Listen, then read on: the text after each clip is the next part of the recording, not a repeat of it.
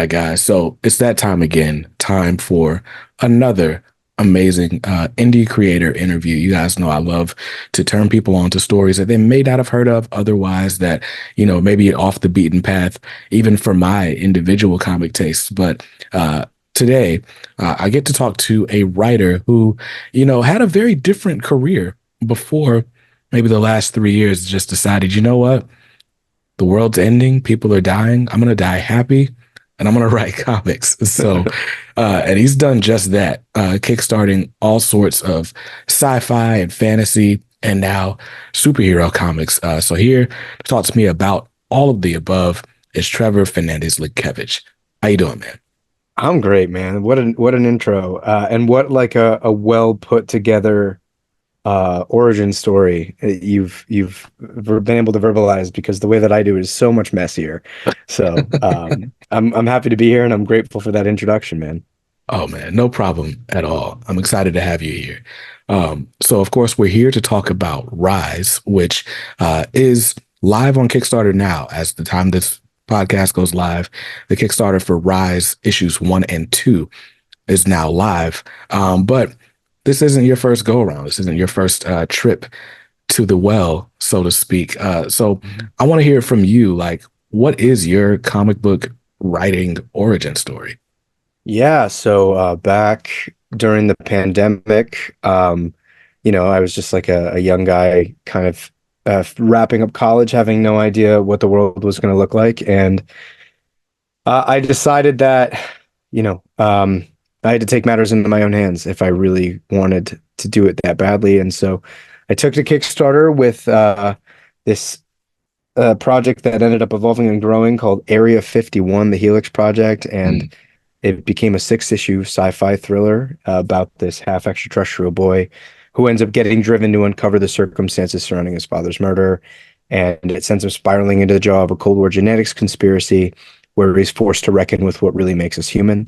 Mhm. And I spent about the first 2 years of my career working on that story and really learning sort of what I had to offer in terms of my voice creatively, but also learning how to play around with the structure and the format and like all of the different sort of technical leanings of writing for comics, because it's so different, right? Like you're writing for something. The writing isn't the thing itself. You're writing for something. And Right. that was a huge lesson. And after that, I decided that I really didn't want to be pigeonholed into being the sci-fi guy. And so um, I produced a collection of 4 short stories of all different genres, none of which were sci-fi. Mhm. Uh, Really sort of channeling my Vertigo influences and wanting to really push myself and explicitly try things that I either felt like I didn't do well on the Helix project, or that I didn't, or that I wasn't able to show just because, the space didn't afford me that.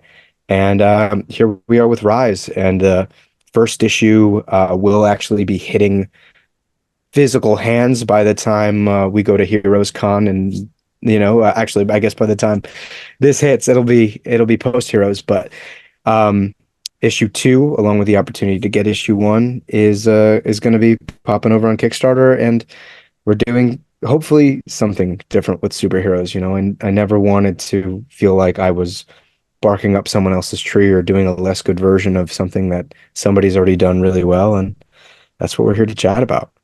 Nice. So you said something earlier that caught my attention. You said like you start writing Area 51 and you go through a period where you're trying to find your voice, like what you have to offer to whether it's the medium, the audience, or what have you. How is that process for you? Like distinguishing yourself from your influences? Yeah, that was a long and arduous process, because you have to be able to recognize when you're copying, when you're imitating, and sometimes you're never able to tell. Like, and I think to a degree, all creative people, because of the way our brains work and how osmotic it is, you'll always kind of be poking around and finding little pieces of influence. Like, I think by the time I got to Helix Project 6 and I was promoting that book, it had like just struck me how much Brian Azzarello's Batman Broken City had influenced my voice as a writer. And it took me Mm, that long. I'd been talking about the book for 2 years.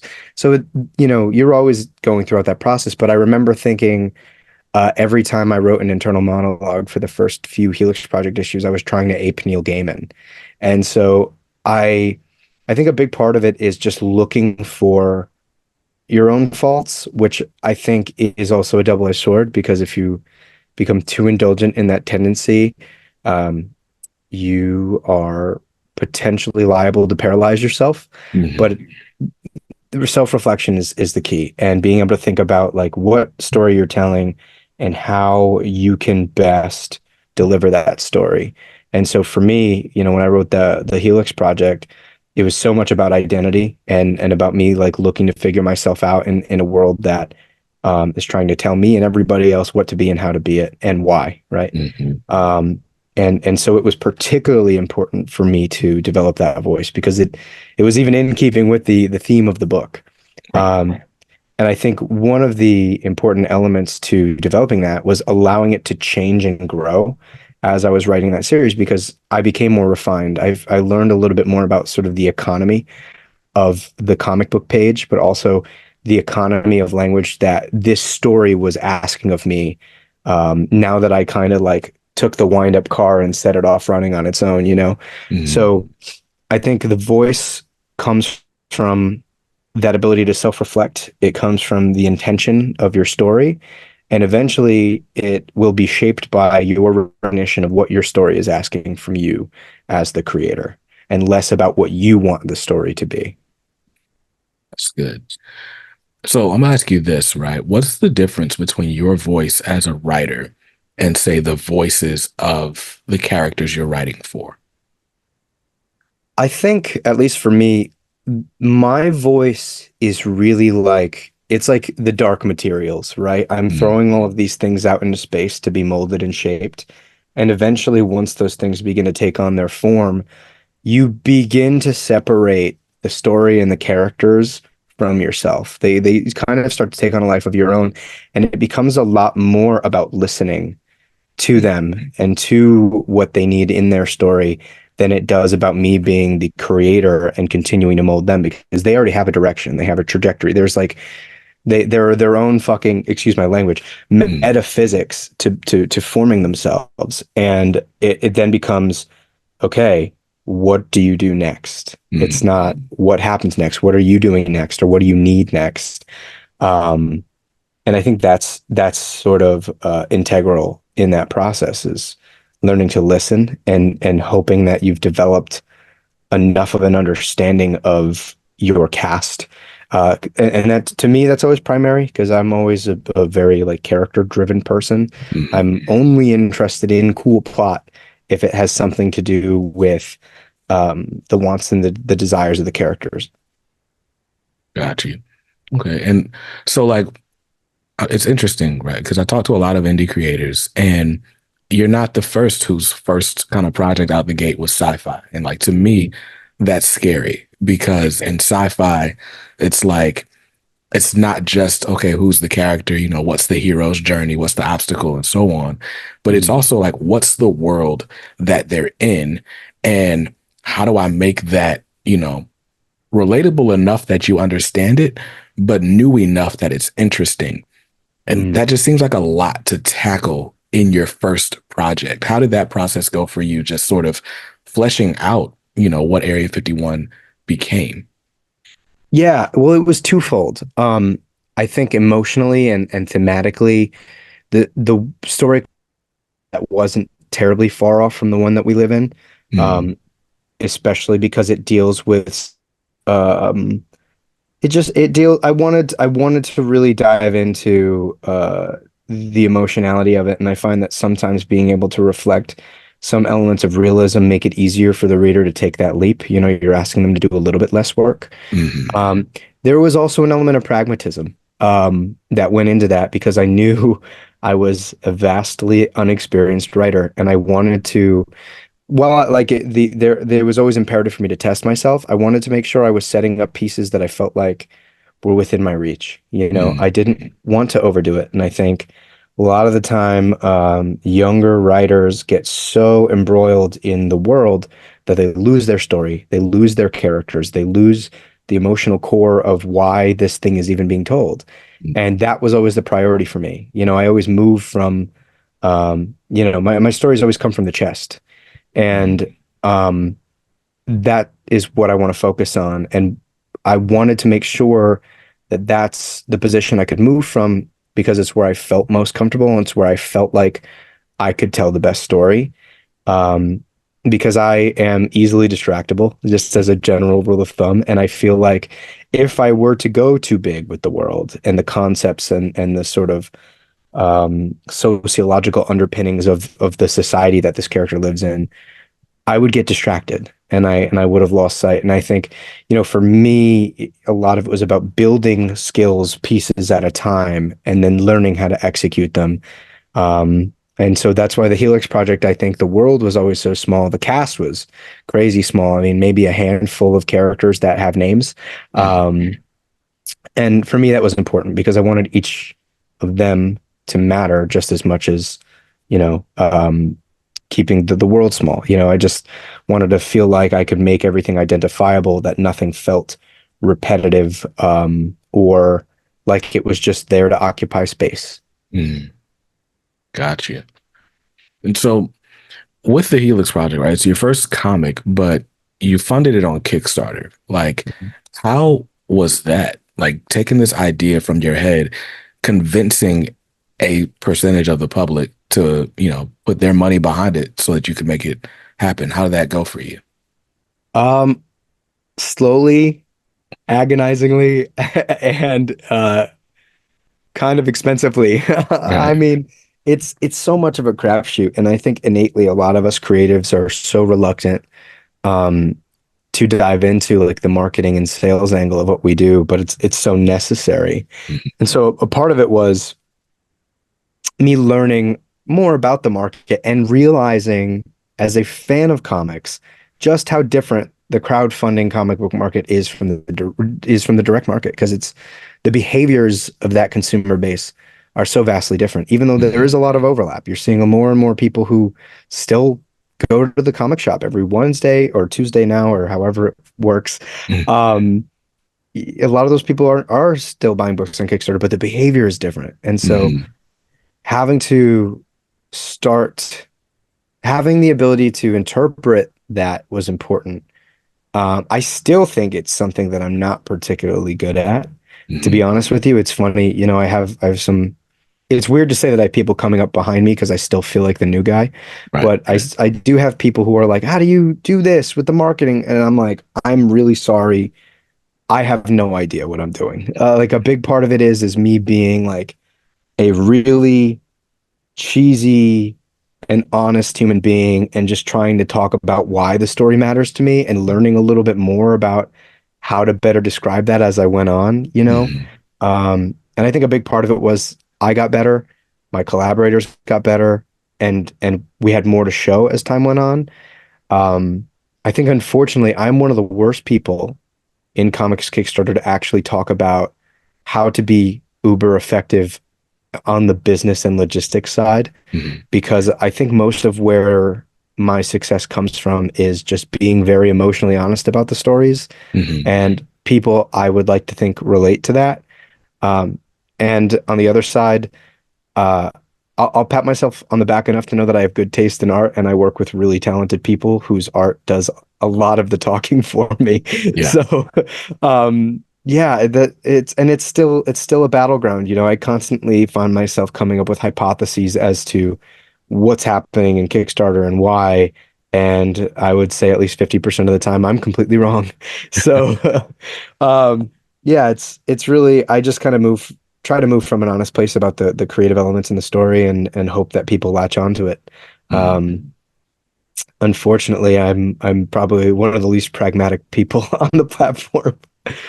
That's funny. Now you hit on something. Well, you hit on a couple of things that I'm going to touch back on. But the first thing was just like the fact that the Kickstarter comic market or crowdfunded comics is a very different market from the direct market, at least the US direct market for comics. And it's funny because it's like I'm both everyone's target audience and no one's target audience because Mm. I'm reviewing books. And so my general rule is, do I have the money? If so, great, I'll buy a comic. And it Mm. kind of, I'm open other than that.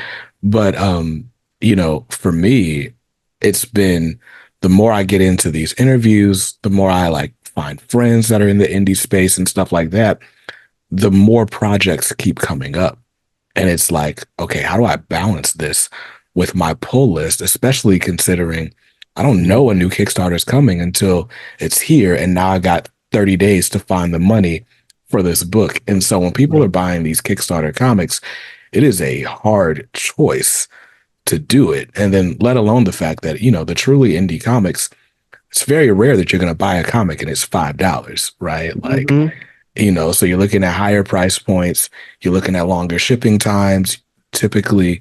Um, and in some cases, you're looking at uh you got to there's a whole different level of scrutiny because the supply chain is a little bit different, so the product that you get looks and feels different. Mhm. Sometimes that's for the best, sometimes it's for worse, right? It's definitely a different beast. What are some of the lessons that you've learned to sort of bringing your comics to market in this way versus maybe, I don't know, even like self-publishing from your own website or going out and trying to like get a comic or an LCS to stock your books or something like that.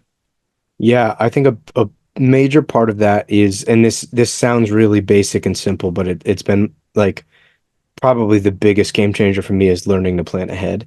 I think in the Mm, beginning, I knew so little about what was going to happen next that I felt incredibly insecure about even trying to come up with an idea for what it looks like a week from now, 2 weeks from now, 3 weeks from now. mm, I'm very much one of those people that I have to learn by doing. And after a couple of these things, I begin to realize, okay, maybe it's better for me to maybe it would be more intelligent of me to be a little bit further along in the project so I have more to share and I can be more selective about the art that I'm able to share, right? I don't have to just share the first 5 pages that are done. I can mm, be more selective and I can use that to create graphics for social media. Finding ways to entice people to be your word of mouth, that's everything. Or mm, that's what it's been for me, right? Because I'm really bad at picking topics or ideas that are particularly hot. My take is that like I have this idea that I want to attack, and I think about the best way that I could tell that story through a comic, and then I'm like, that's the thing I'm making, right? It's not like, mm, can I actually sell this? I That is never really a thought that crosses my mind as I work on something. That's mm, something I think about after.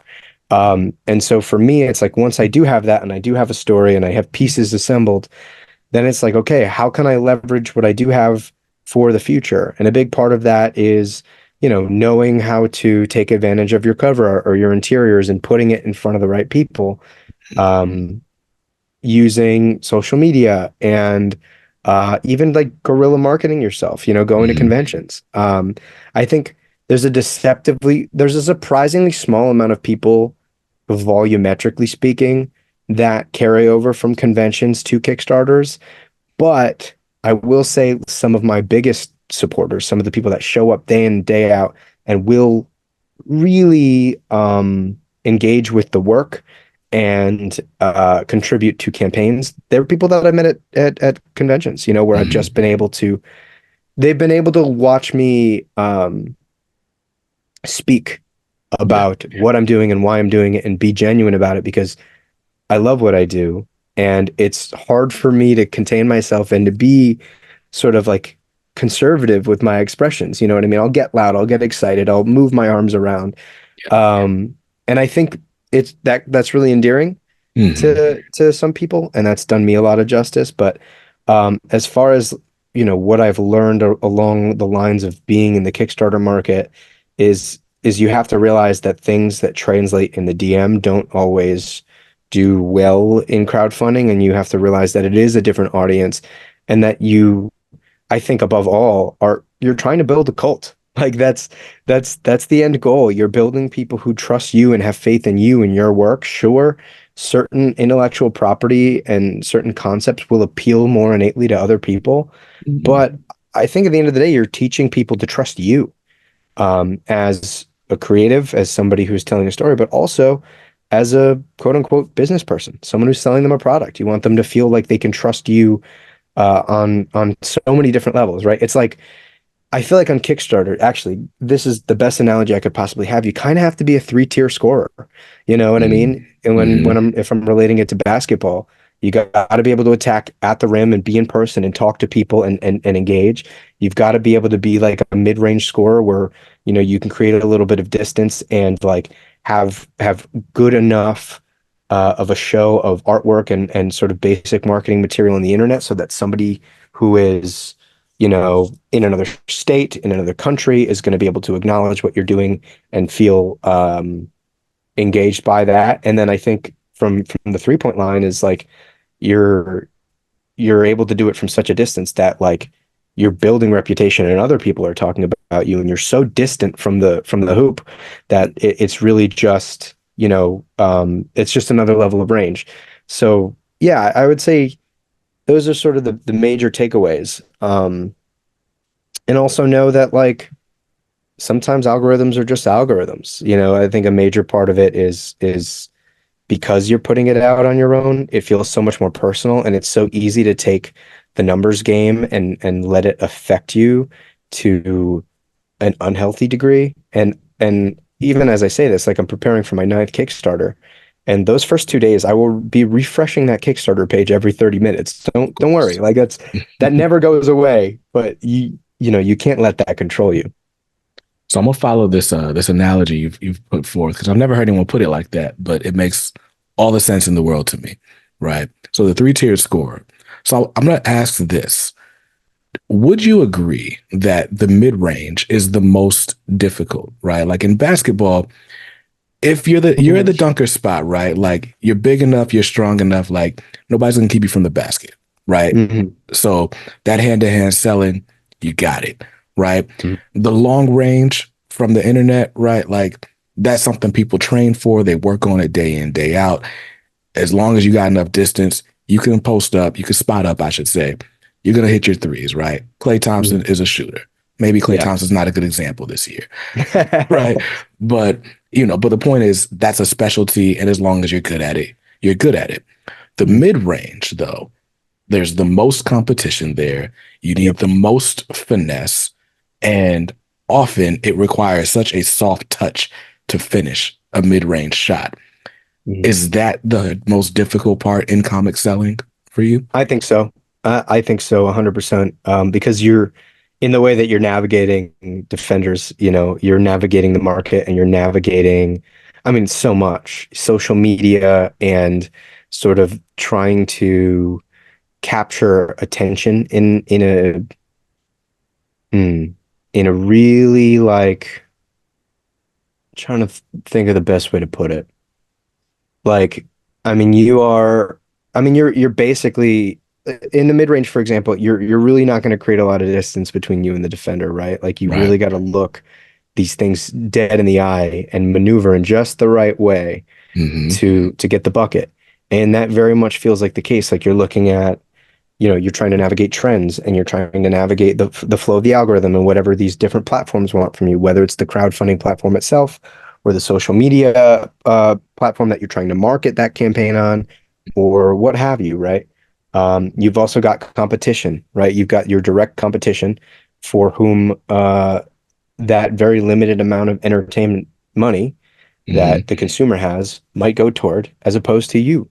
Um, and then you have like the added I guess I would call this getting into foul trouble, but Uh-huh. it's like you have the added element of a consumer either deciding that they no longer want the product Hmm. after they've pledged to it, or just no longer having the ability um, to back up their pledge Yeah. financially. And that's another complication, huge complication, actually. Hmm. I mean, I've had, my God, I think Helix Project 6, I had almost $2,000 in drop pledges total. Like Jeez. if you look at from start to finish cancellations and drop pledges, Hmm. that's a lot of money, and so that's another really harsh reality of crowdfunding is that dollar is not yours until like I would say 2 weeks after the campaign once everything is finalized. Yeah, man, that's rough. Like, Yeah. just I can only imagine the stress in that moment. Oh, Um, dude, I'll tell you what, there's nothing more stressful than seeing like a high valued pledge cancel. mm, You feel like you just got broken up with. Like that uh, is it is awful. And there are so many different reasons for why that happens. You try not to judge because people's circumstances change and uh, you know, it's like I'll say at my day job, like when I get worked up working in a restaurant, it's like it's just dinner. right. I try to be like it's just comics, but at the same time, it's comics, and I've chosen to make that my life. So it's like that's a difficult balance to strike for sure. Yeah. Oh, that's crazy. I was absolutely joking off camera. So okay. Anyway, full circle moment there, but but No, you were totally right. You were totally right. that is amazing. My bad, man. So No, you're the good. this is so all right. So we talked about Kickstarter and just the sort of the woes of the platform, right? You finding yourself, right? I mean, obviously, you found success. You're on your ninth Kickstarter now, so you're going back to the well. Um, with it because so my background is music and music marketing. I've worked for indie labels. I've done like just freelance consulting and the works, right? And so for me, I'm so used to telling an artist, okay, go look, build your own castle. Like, sure, put your music on Spotify, do all the things. But the important thing is to find those people and bring them into your world so that the next time out, you can reach out directly to them and not to like some third, fourth, fifth party. Because you never know what's going to happen. The algorithm's going to change. Kickstarter's going to be like, trading cards are the thing now. So we're going to promote those instead, or RPG sets or whatever, right? But you've gone back to the well several times. What is it about Kickstarter that keeps you coming back?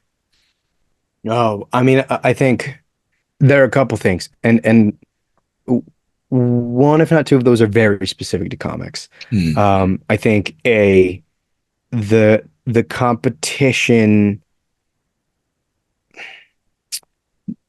the competition in terms of the platform, right? Like my optionality in terms of where I could go next is squandered by two things. Youth, because Kickstarter's been around. They have Hmm. um the user base, they Hmm. have the interface and the infrastructure, Hmm. um, and the reputation. And so, you look at other outlets like, Indiegogo has a reputation now among crowdfunding comics. And the crazy thing is, and most people listening to this, I don't even need to say it. And Hmm. it's unfortunate that a platform now has to become inaccessible to a lot of creators because of bad eggs and it and that particularly saddens me because they're already so you already have to be a really, really crafty human being to create income streams or revenue streams using comics. And the fact Yeah. that that's been limited because of that is a real it really does bum me out. And I can see why. Because I personally, very clearly I follow that trend of not using it because I don't Hmm. want that association. But it's unfortunate that that is the case, right? Yeah. And then you look at other platforms, and I think it's just they're they're not really even in the race yet. Yeah. Like they Yeah. might have a cool user interface, but um, clearly the user base isn't there. Hmm. I think the sort of the little brother of the two sort of major platforms right now. You see like seasoned vets go on that platform and make less money than me. Um, and that I think is something to be conscious of, when you're Hmm. going and you're taking to a home for your work. Um, and I think, yeah, so Kickstarter has kind of become the obvious home there, in that regard. Saying that, am I particularly loyal to it as a platform? Not really. It Yeah. is just the most viable option. Like my buddy Pat. says this all the time, and he's sort of one of the foremost creators for comics on Kickstarter. He wishes that there was more competition Yeah, because it would force these platforms to continue getting better and offer more to their creator base. And I totally agree. I think Kickstarter does make noticeable improvements, but I think there are basic things that people have been asking for now for a decade that we've mm, still yet to see. So I think it just it has the optionality, it has the interface, the user base, and um, it has the reputation, and so that's sort of where it is. If I could pull a Spike Trotman and host everything on my website and not have to give a cut to, a large, I'm not going to say faceless company because it does yeah, have a company, but like a large machine, I would. But this is sort of the most viable outlet to get the job done. for sure, for sure. And I got an email about some Kickstarter changes that hopefully do, make things a little bit easier. I think one of the things they're doing is they're going to start allowing people to pledge after the campaign's ended, which Yeah. I don't know. That can be weird with something like comics, right? Like you got to set the print run. You can't you don't want to Mm. overprint, but I don't know. I really hope they can do like sort of flex funding, right? I think that's the one thing that Indiegogo has that would have been advantageous had it not been for their reputation that Mhm. sort of ended up coming. But Indiegogo, if, no matter how much people back, you get to keep those pledges. It's not all or nothing. Yeah. Um, but eh, it's, I do also think, and if I remember correctly, because I pledged to a couple of Indiegogo campaigns, I seem to remember they take out the money almost immediately, which mm, I think is a major player. yes. The fact that Kickstarter waits so long, and even if somebody doesn't cancel their pledge, there's a chance that it is dropped 30 days later, even Hmm. more. And that can be really difficult to deal with because then you also have to track people down and you feel like you're, pushing people into a corner.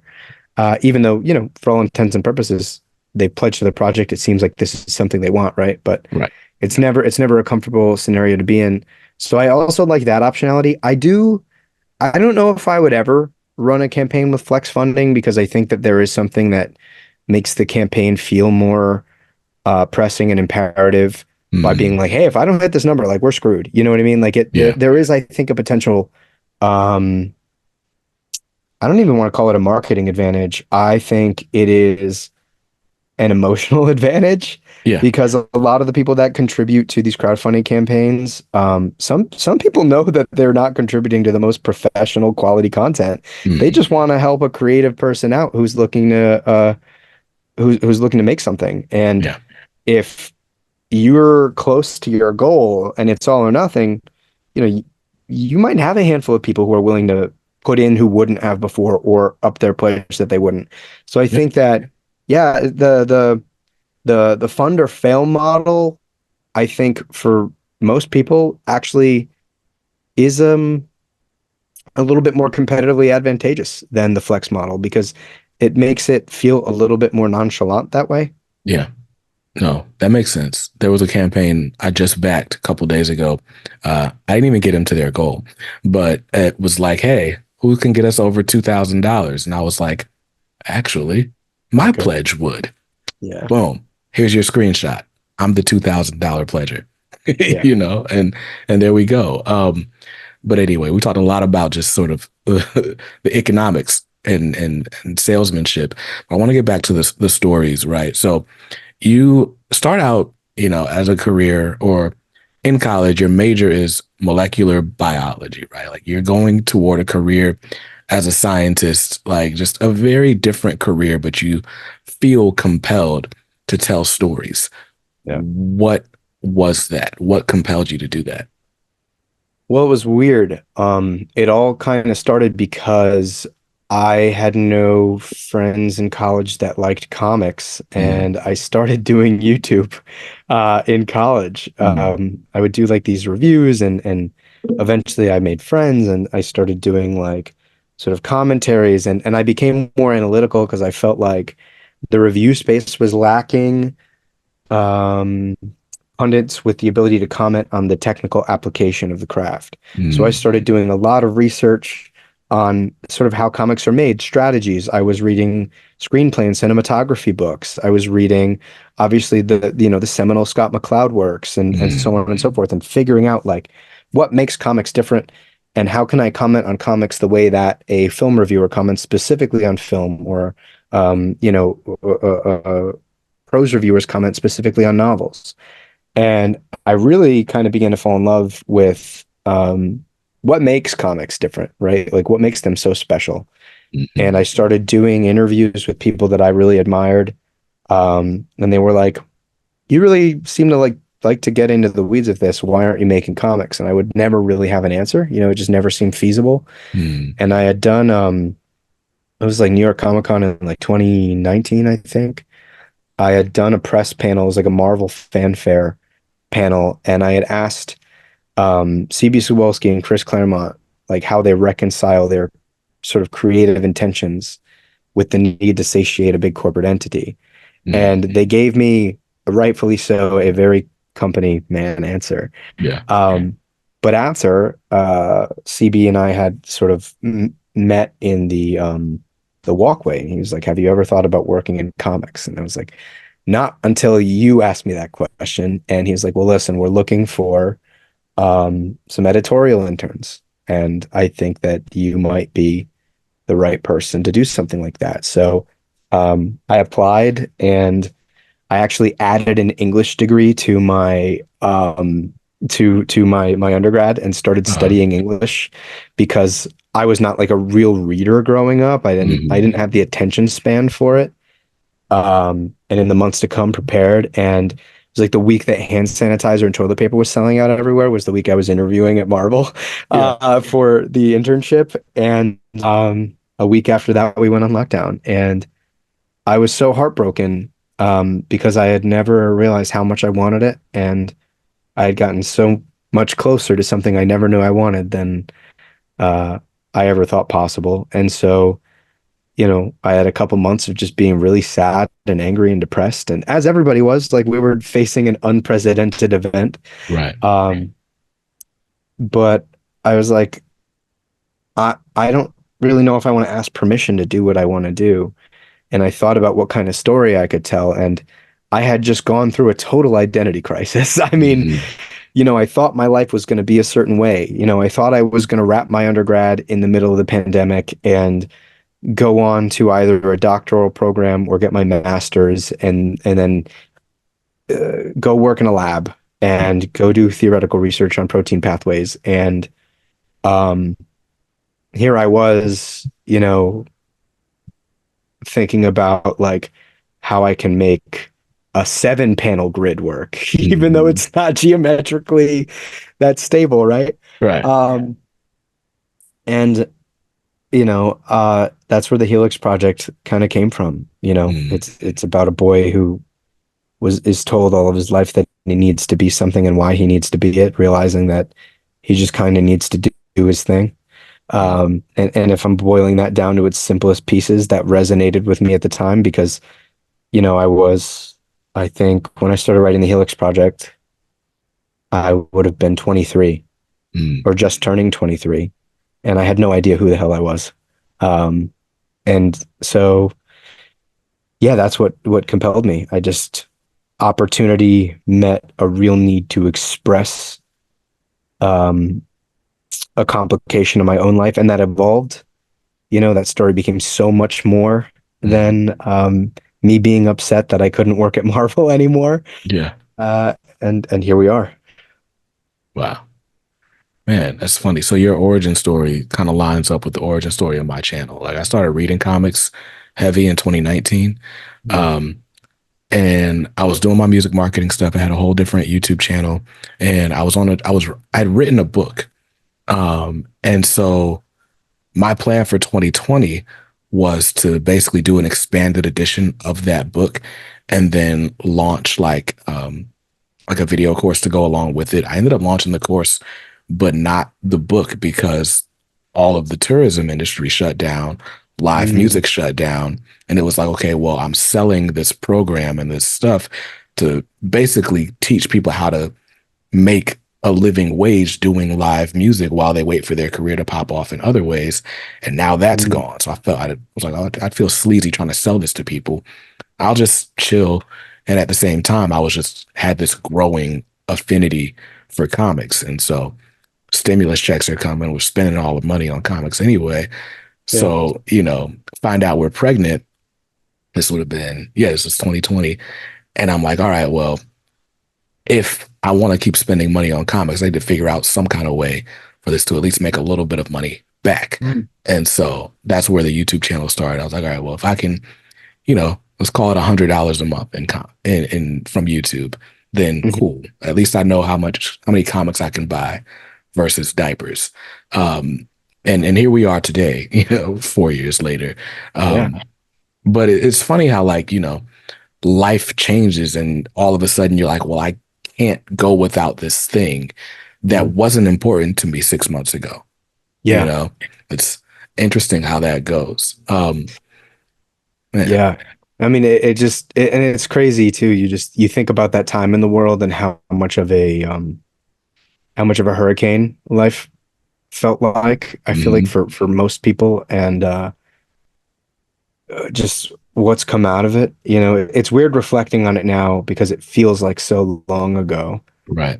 And I think about it now, like I just turned 27 a couple weeks ago. Mm, I'm like, dang.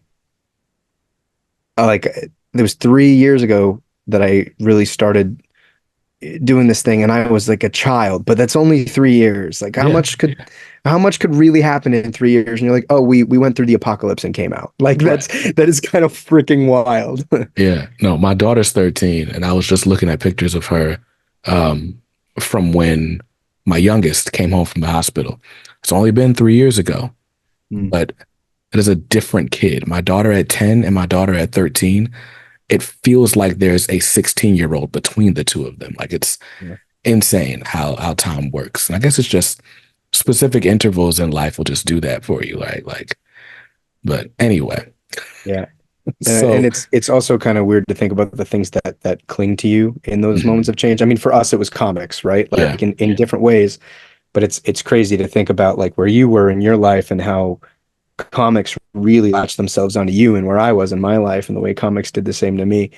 That's kind of incredible. I think that's yeah, also like what makes the medium and what makes the stories that come from these things so damn powerful because it permeates all types of living, all types of life, all, you know, um, sort of spheres of existing, right. Like Yeah, that's cool, man. Like art is pretty cool, huh? Like we kind of absolutely. we did something right there. Yeah. No, it's awesome. And it's funny. So we talked about Area 51, the Helix Project. We're going to talk about Rise, which means I have to skip over a huge chunk Yeah. in minutes to midnight. But I couldn't do this interview without shouting out that first story that was Mhm. it the Misadventures of Melancholy Man? Yeah. And so there's all right, I won't spoil the 4-page story for you guys who need to just go out and read it. But there's this kid, he's going through a bit of a conflict, and his guardian angel shows up, or a guardian angel type figure. Yeah. And it's amazing to me because this guardian angel, well, at least to me, read as Alan Moore. First of all, is that who he's supposed to be? Yeah. Yeah. His I love the interpretations too. Because I've gotten Guardian Angel, I've gotten sort of like the man on your shoulder, I've Mm, gotten like God, uh, and it's funny because to like Alan Moore is sort of all of those things to me. And like the one unifying thing is that yes, that is Alan Moore. that is awesome. And so, with that, right, obviously, Alan Moore is enough of an influence on you to pay tribute to in your work. Who are some of the other people that have influenced you? Oh man, so many. I mean, Dwayne McDuffie, like Mm, the especially what he did with the DC animated stuff in mm, the like late 90s, early 2000s. Like I grew up on that. yeah. That was my bread and butter. Um, I said it. I think I said it off air, but Mm, I hadn't realized like how much like Brian Azzarello's Batman Broken City mm, influenced my voice and my tendencies specifically, yeah.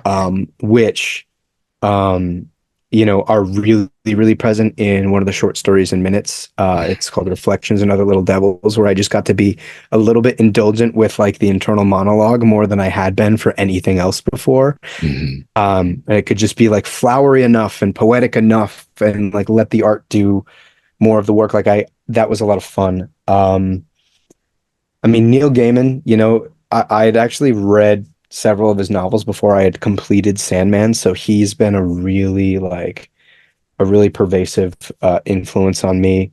Um, Man, Scott Snyder, I mean, Court of Owls, and his approach on Batman and the way he was able to invoke the history while also feeling new, like it was moving in a new direction, Hmm. was really important for me. And the way that he would talk about themes, um, that I think was really instrumental for me because I wasn't like the most perceptive to those things as a reader when I first started getting into comics because I just wasn't a reader. Like I didn't have much of an attention span. But then I would read the book and he would give you just enough and like follow through in terms of like the execution of the storytelling. Like, oh, this means something. Like Batman fighting these people in his home that he thought he knew. Like there's something deeper there than Hmm. just these badass action scenes that Greg Capullo is drawing. Um, so those guys were big. Um, I'd have to shout out like Pete Tomasi, the Hmm. heart that he puts Yes. into his work, the emotionality, the element of not realism insofar as circumstance, but realism insofar as how you feel, Yes. the Mhm. emotionality. That was always a major player for me. Um, Man, I feel like I could just kind of keep going, but like those are the people that come most immediately to mind as far Hmm. as like what I see consciously and even the things that I've noticed subconsciously after the fact. Yeah. Now, my wife is on a huge DCAU kick right now, and Mm. which is cool because that's what ended up luring me into comics was all the DC cartoons they had on the DC Universe app back when you could watch DC Universe on your Roku and read comics on it. That was amazing. They should That bring was that back. that was a cool little like culty time in our lives, wasn't it? Yeah, it was amazing. Yeah. But anyway, my wife's been on Justice League Unlimited specifically. Sweet. And so that's been like when I go to bed, that's what's on. And when I wake up, that's what's on. And we were watching last night the episode where Jon Stewart and Hawkgirl like decide to be a couple, but they're Yeah. going through all the reasons why they can't be a couple. And it's like, so whatever, let's do it. And it's like, oh, this sweet moment. And I'm just watching this like, yo, this show was like a kid's show, Mhm. supposedly, but like that was deep. Like I felt that, she Mhm. felt that, and here we are approaching our 40s, just relishing in it. I think that being able to bring that sort of gravity to superhero projects specifically made for children's television, like that is something super underappreciated about Dwayne McDuffie for all Mm. of, how we regard him as a genius. And and he dealt with like I think gravity was like such a good word to describe Mm, it because he also did not shy away from sort of the core of issues. Like he was mhm. unapologetic. Like he dealt with real trauma and he dealt with real social issues and Yeah, real psychological and emotional issues and found a way to communicate that to a younger audience, which I think takes an incredible degree of nuance, right. like and an ability to execute your craft. Like Mhm. that to me is maybe one of the most impressive things that you could possibly do is like to put those things in content for a younger audience and not talk down to them, Yeah. but you're finding the best way for them to digest it. Mhm. And like that's what makes that stuff stick, you Yeah. know? I mean, I'm 27. I grew up with that stuff, Mhm. and hearing you talk about it just makes me think. I don't want to do anything else tonight but go rewatch Yeah. JLU, Yeah. like Yeah. it really is incredible, man. Like Dwayne McDuffie was he's one of those people, like it's you always get like into these drunk conversations where someone like, if you could have dinner with somebody dead or alive, who would it be? And like Dwayne McDuffie's on my like top five list for sure. Yeah, no, definitely. If you haven't already, I'm going to recommend Icon. Um, Mm. as a Dwayne McDuffie fan, right? You talk about like bringing in social issues and stuff like that without talking down to an audience. What I love about Icon, if you're not familiar, it's Icon and Rocket. Icon is this alien, crash lands on Earth, lives for like mad generations as this black dude. Ends up like, conservative lawyer type, pull yourself up by your bootstraps, yada, yada, yada, get off my lawn, kid. That's Icon. Until this chick breaks into his house with her friends, trying to steal whatever they can get their hands on. He's in an affluent part of town. They don't assume a black man lives there. He's there to stop them. And as he stops them, he ends up showing or displaying his superpowers. He's basically a Superman type. And so she's like, yo, wait, you have these powers and you haven't been helping people with them? Like, what's wrong with you? Very similar to a moment in your book, actually. And Mm. so that kind of springs Icon into action. But their dynamic is Rocket is the young, teenage, hip kid. She's liberal. He's conservative. He's like the granddad. He's kind of aloof. He thinks the world should work a certain way. It doesn't because he's a black man. But they have these conversations. And what's interesting about them is like at the time, you don't know like which message the book is trying to tell you is the message. It's not like some Yeah. comics that we see today where it's just like, okay, Batman is just like a PSA post Yeah. today, right? It's like, okay, there are two opposing viewpoints.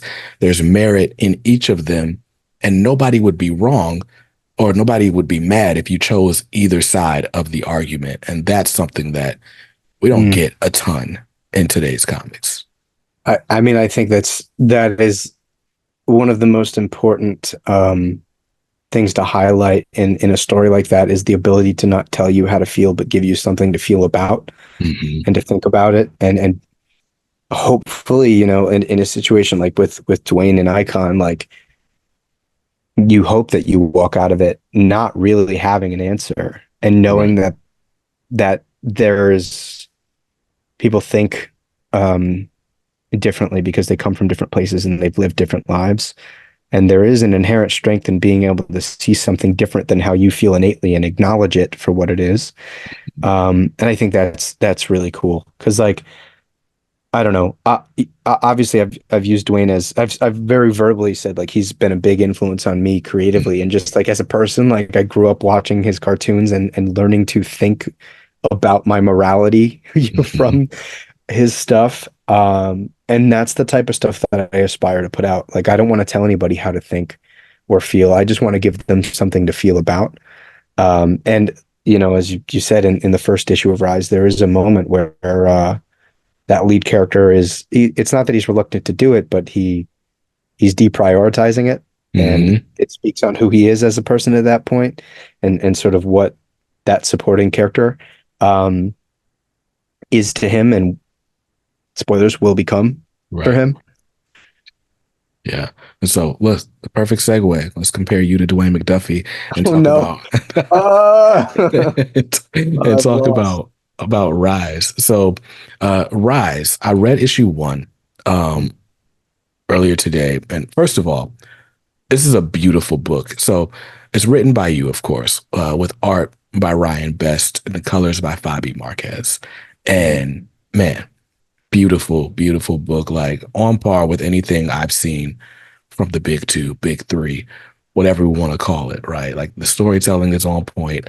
The book is just great, but it's about this sort of Superman type, but he gets his powers from like this the way his dopamine is like wired in his brain. And so it's like whenever he has like a sort of positive experience, then it energizes him to go out and save the world and do what he needs to do. And of course, conversely, if he's not feeling that great about himself, it does impact his ability to perform. And Yeah. so, we see in a couple of different situations, one where he's super motivated, one where he's less so.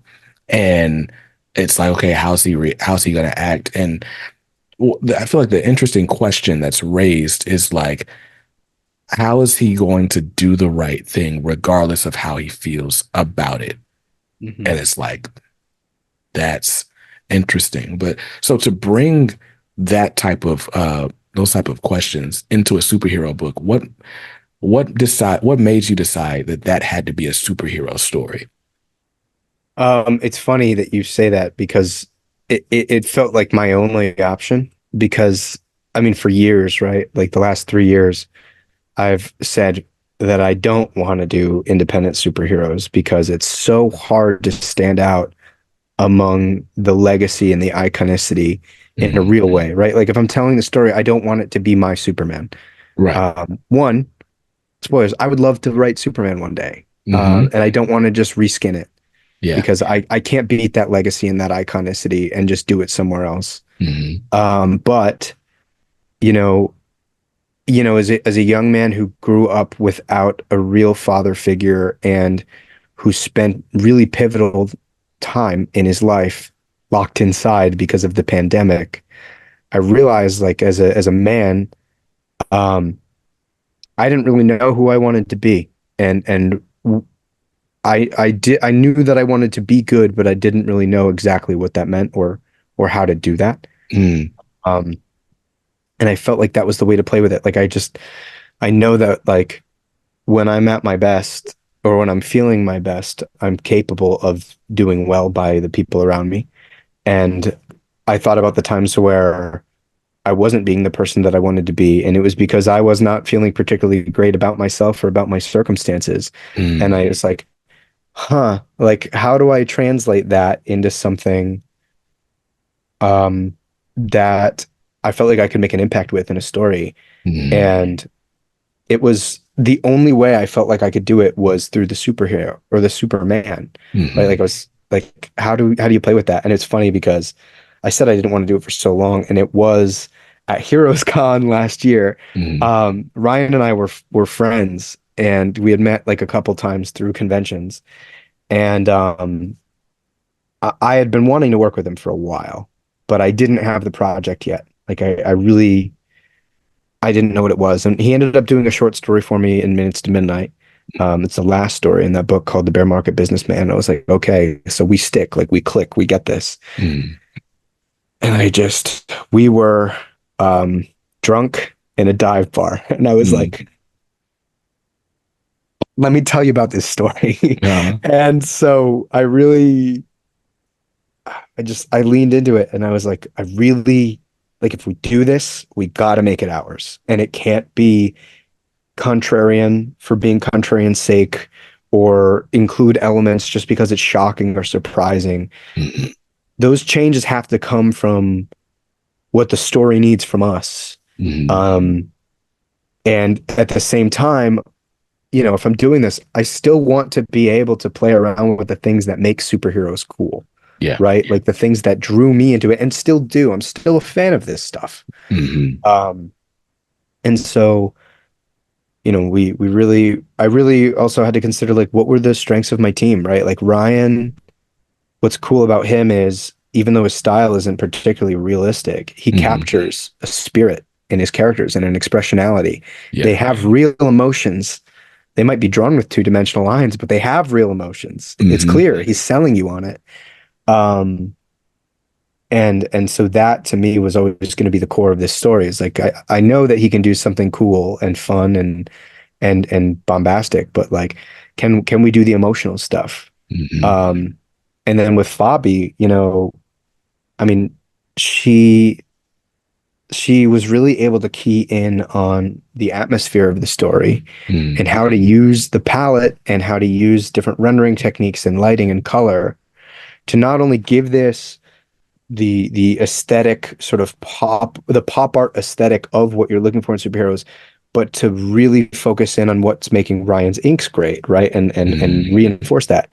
And then you get into the letters too. Like Matthias with his letters, I think he is the perfect bow, that Hmm. ties all of us together, me, Ryan, and Fabi, um, by locking in the visual identity, through the lettering design. I mean, like, and also the flow. Like he affects the flow of the storytelling in such a big way. Mhm. And this is made for such a cool book. Like actually I had texted I think Fabio like a month ago, and I was like, it's really crazy for me to admit this out loud, but I think I'm the weakest link Mhm. on this book. And I've never shied away Yeah, from feeling from admitting that, like, I feel like I'm pretty good at what I do for how little time I've been doing it. yeah, But these guys really, they're the real deal.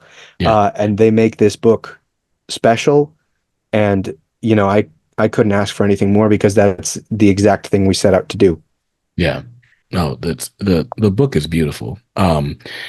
It's the book that comes to mind. The first comparison I have, right, is Superman Lost, which series recently wrapped. It's written by Christopher Priest, but the art in it is Carlo Pagulayan, I who love Carlo. did a lot of Priest Deathstroke run, Mhm. and but the colors, the vibe are very similar to me. There, I can also see like a bit of like Doc Shaner in this work. Mhm. Like, um, it's very good. It's fundamentally sound. What I love are some of the page layouts. There's one double page spread in particular where it's like you're visually guiding like where the eye should go because it's not read in traditional panel order. Yeah. Um, but the some of these page designs, even showing like how the endorphins are working, like, you know, being filled or depleted, like there's a lot at work in this book visually. But no, you're right. The lettering design adds a lot too. Like it's not like, I don't know, say like Daniel Warren Johnson, where it's like just a ton of like sound effects and things like kind of just there to be visually cool. But Mhm. there's something super fundamentally sound about the letters.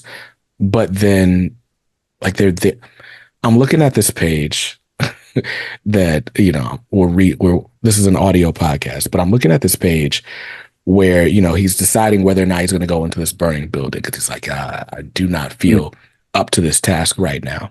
Mhm. And the placement on this word balloon with the long tail, like, it's perfect. Like, Mhm. it could have been closer to him and it would have served the same purpose, but just putting it in the middle of the page where your eye was already drawn to anyway, it's just such a great decision. Like, it's stuff like that that's just like you don't notice it unless you notice it, but Yeah. it's perfectly placed. Like, it's great. Yeah, Matthias is so good.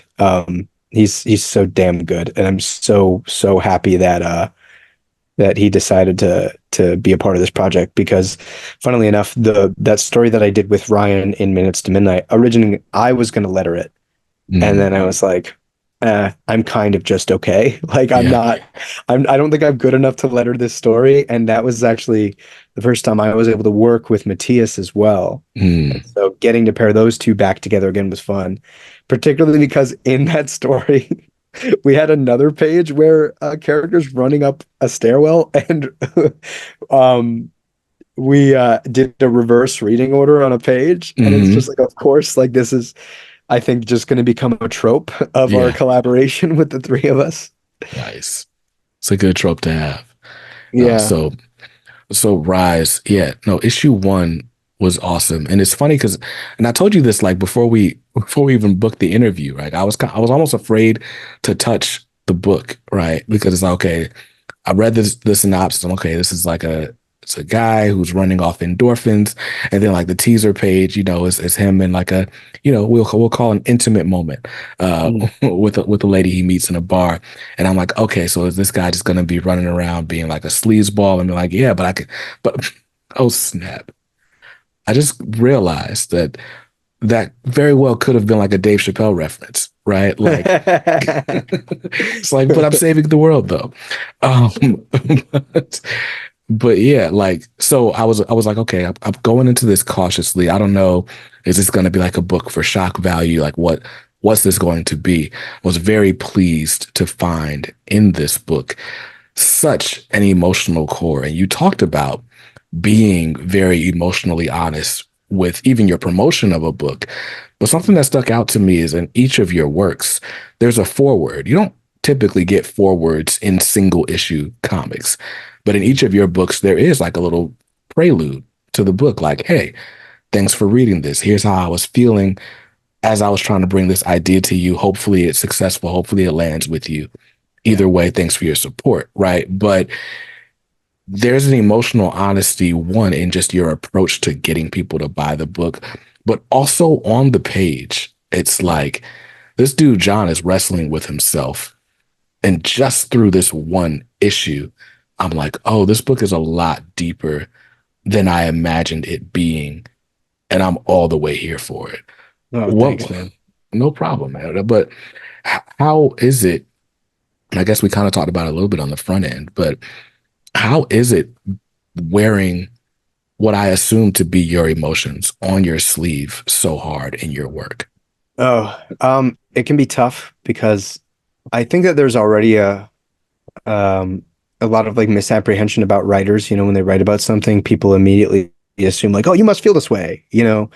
And even then, as honest as I try to be with these stories, I also try not to make them. I don't want to hit people with a hammer, you know, like Mm-hmm. a big Harley Quinn hammer. Like I still want to try to be nuanced about it. Like I really do try to even push myself and like my emotional foundations. Mm-hmm. Like so in the second book, um, we bring back the aggressor from the domestic assault scene. Mm-hmm. And I begin to ask the question, because this is a question that I ask myself is this person redeemable? Does Mm-hmm. this person deserve forgiveness? Can they earn it? Will they earn it? Because I think about that a lot, Yeah. right? Like in an age, especially in an age of social media where people who some people do awful things and deserve to be treated awfully, and some people Mm-hmm. do awful things and work their entire lives to try to rectify their mistake. And some Mm-hmm. people don't do particularly bad things and still get treated as if they're the scum of the earth. And there's a lot of nuance to that conversation. And this character does an awful thing and feels awful for it. And I begin to question, like, what is the point of no return? And it doesn't mean that I have an answer. Mm-hmm. I'm not smart enough to be a Dwayne McDuffie and maybe have an answer and not give it to you. Mm-hmm. Um, I really don't know if there's an answer, but I'm okay with wrestling Yeah. with the concept, as uncomfortable as it makes me feel, and as difficult as it might be to confront. You know, and that's kind of always what I want to do. Like I never really feel like I have 100% of an answer of everything on everything because I think context is important and I think circumstance is important. And there's no way you can ever have 100% of that, no matter what environment you're in. Mm-hmm. So in terms of like how do I do it, I think that's the only way that I know how to tell stories. It's the only way I can get myself to care about them. You Mm-hmm. know, I find myself watching movies that people are like, oh, it can just be fun. And I was like, but why? Like, why? Like, Yeah. what is this? Why is this character doing this? Like, what's their core wound? You know, Mm-hmm. I think that's the way that stories appeal to me, you know, Yeah. is building that emotional connection with either a situation or a character or both. Yeah. Um, it makes me more interested to, you know, it like, yeah, it makes me a lot more interested. And so I feel like that's the only way that I can produce, you know, it's the only way I can even get myself interested in telling my own story, Mm-hmm. is by having that type of emotional conflict. Yeah. I think that specific conversation, right? Like, how far is too Hmm. far, right? I think I've heard it one way, like, can people be like irrevocably good or irredeemably bad, like, right, as a concept, right? I think that's a conversation that the comics community needs to confront. In the few years I've been in, like, we've seen just a lot of different situations, and it's like, mistakes are made and things happen, and it can unfortunately end like really, really badly. Like, it's It's crazy. And yeah, I also don't have the answers to these questions, and wouldn't pretend to, and like just leave you in the dark. I don't know, what the answer is, but maybe just watching someone go through that journey is enough to sort of, muster up some empathy, Yeah. and, hopefully we see different outcomes in the future. Um, but man, no, this book is awesome. Like, Thank you. uh, at least through one issue, right? So I gotta back it to see if it continues to be awesome. But what types of things are going into? I know we haven't gone live with the campaign, at least not at the time of recording. But what kind of things are up for grabs in this Kickstarter?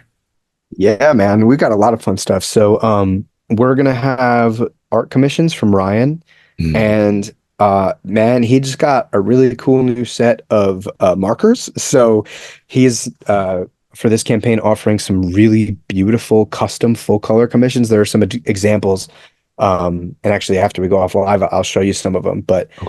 uh, yeah, he's doing several different sizes of commission, either black and white or full color, from like I think it's like a 3 by 5 inch sketch card to a full like 11 by 17 piece. They are stunning. Like I actually have the pieces that he did for the first campaign up Mm, in my like little fulfillment center in my mm, house. And they're beautiful. Like there's like a Doctor Doom piece and a Cable piece that I wish I did not have to send to somebody. yeah. So a lot of cool options like that. You can get drawn into the book, which is Mm, super cool. And I always try to make it a fun cameo. Like actually in issue one, the guy that gets pulled from John in the sports bar so that he can sit next to Issa was a backer. Shout out to Paul. Or actually, the mayor is one of my most supportive readers ever. mm. Is backed like almost every campaign, shows out. So it's like, okay, he wanted to get drawn into this book. Boy, is he going to get drawn into this book. So Mayor is actually a backer of several of our campaigns. So shout out to Brian. Um, You've got opportunities for a couple original art pages. Ryan always inks a couple of pages traditionally, and Mm, we have those up for grabs as well. You can obviously catch up and buy both issues of Rise. We've still got, as of the time of this recording, all of the variant covers to issue one. So even the ones that were printed in a little bit smaller quantity are still going to be available for the launch of issue two's campaign. Um, We've also got art prints. We do custom merch. mm, We have just discounted bundles, for example. So I think as of somebody watching this on the day that it posts, you might still be eligible for some early bird discounts, which we always run. So they're both time and quantity limited. okay. Usually it's like within the first 48 hours and within a certain number of people, you can claim books and like rare variant covers and bundles at a discounted price. Mm, So we've got a bunch of stuff going on. I mean, we have some tiers, for example, where you can become an official producer of the book and mm, get brought into like a producer's meeting with everybody, including the creative team, and you'll be able to ask whatever questions you want, learn whatever inside baseball you want from us. Um, and we're thinking about pushing open some new doors. So, for example, for issue two, I've been toying around with for retailers doing retailer exclusive covers. mm. And I feel like if anything in my career, I've shown I've got a pretty great stable of talented people who are willing to draw a picture or two for me. Yeah. So, there's some really great art to be won from that. But to get people in on the ground floor, we've also got stretch goals based on the amount of money that the campaign is making, and also backer goals. So to incentivize just people coming in, giving the book a chance. So we've got like a stretch goal variant cover. We've got some stretch goal upgrades to covers with like spot glossing and foil and so on and so forth. So, these are free upgrades Mm, that we're just trying to get people in on the ground floor to help us provide for them for the same price that we would have provided, a really high quality product, but with less of the sprinkles on top. right. No, that's awesome, man. Well, I'm excited. And the campaign for Rise issues one and two, you can get caught up or, continue the journey with issue two live on Kickstarter right now as we speak. Well, as you listen, I should say. Yeah.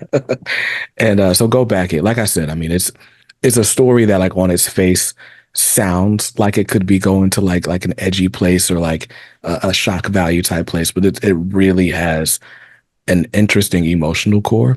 There are questions raised by it, even just through one issue that I'm like, I gotta see the answers to these. And it's beautiful. Like the art is amazing. The color, like the art, the colors, the letters, all of it. Like it's just a great package. So go back Rise on Kickstarter. The links are in the description of this video, as well as the show notes of this podcast. But where else, if the people are trying to keep up with you, Trevor, where can they? Well, man, thank you so much for the kind words, and for the praise. This is a special team of people together making this book, and we're trying so hard to do something different. And you know, um, I've never felt I feel so validated in being able to work with these guys and what they're producing and how people are responding to it. So thank you first and foremost for that. No problem. In terms of finding me, you can find me on Twitter at PWatchPress, which is kind of a truncation of Pocket Watch Press. But you can find me at Pocket Watch Press on Facebook and Instagram, and I think probably on Threads. I don't use it as much, but I feel like I probably should get in the habit of that. Right. But if you happen to find me on any social media, there is always a link tree in the description where you can find whatever my Kickstarter project is at the time, socials, and whatever other cool things we're promoting. So sometimes it's the newsletter or sales on the website or what have you. But yeah, and if you guys happen to be coming around to any conventions this summer, I'll be at Heroes Con, I'll be at San Diego Comic Con, and I'll be at Terrificon in Connecticut. So hopefully you guys get to see me there. Nice, nice. Well, again, I'm gonna leave all of Trevor's information down in the show notes. Go back the campaign, follow the man on social media. This won't be the last one, so Trevor, you are welcome back at any time. We might even have to do like a top Batman books countdown. I'm looking at your shelf behind you there. Thanks, man. I would love that. Awesome, man. Well, again, thank you for your time. And hey, I don't know what you guys are out there doing, but go back the campaign and then read something dope today. Peace.